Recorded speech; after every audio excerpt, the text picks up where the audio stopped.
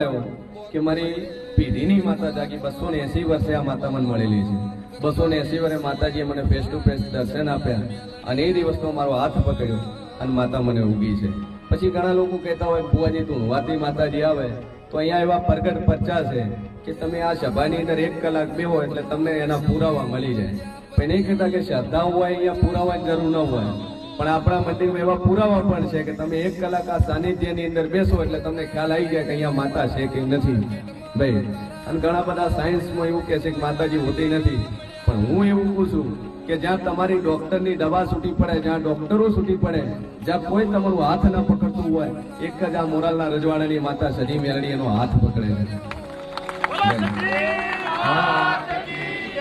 બીજું, હું CN ભુવાજી પોતે પોસ્ટ ગ્રેજ્યુએટ છું।